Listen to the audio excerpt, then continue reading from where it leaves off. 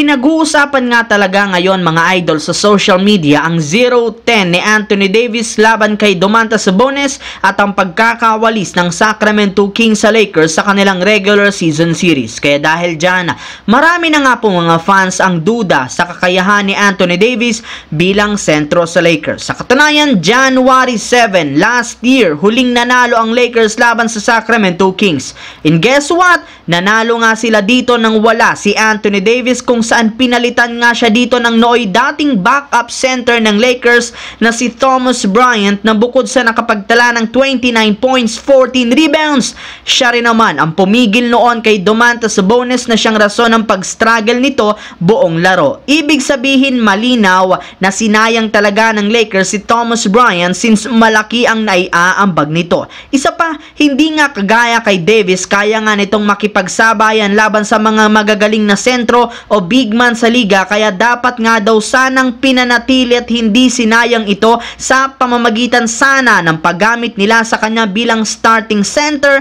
at ibalik si Anthony Davis sa power forward. Samantala, pinatunayan pa rin naman talaga ng Boston Celtics ngayong araw sila pa rin naman ang best team sa pagtalo nila sa Phoenix Suns sa pangunguna ni Jaylen Brown na nakapagtala ng 37 big points. And speaking of Jaylen Brown, mismong eto na nga ang nagsabi na gusto niyang gawin siya ng Boston Celtics bilang kanilang number 1 option sa opensa. Sa ganyang paraan, mahahawakan niya ng mas madalas ang bola, kung saan makakagawa siya ng magagandang play at mas makukuha niya ng mas madali ang kanyang rhythm para makapagtala ng malaking puntos, kagaya na lamang ng ginawa niya ngayong araw laban sa Phoenix Suns. Well, kahit man napakalalim ng lineup ngayon ng Boston, kailangan para namang meron isang player dito ang umangat bilang kanilang number 1 option sa opensa. Gayong kapag hindi nga nila yan ginawa, matutulad na naman sila sa kanilang mga nakalipas na kampanya kung saan maaga nga silang natanggan. Kaya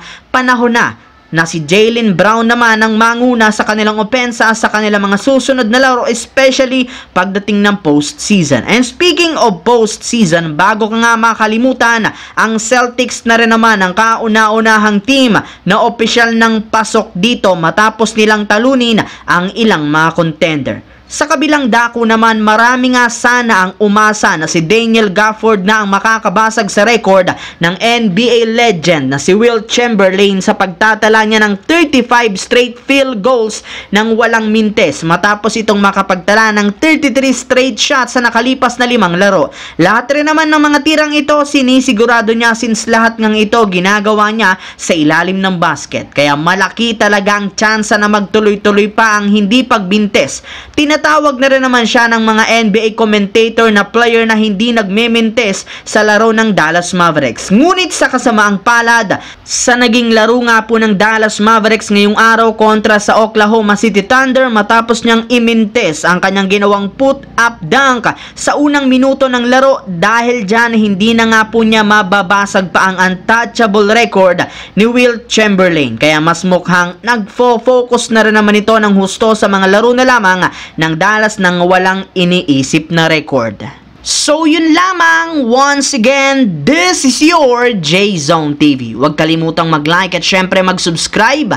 Pindutin ang notification bell sa aking channel para lagi kayo maging updated sa mga videos na pinapalabas ko. Isang malaking shoutout sa lahat mga idol. Maraming salamat po.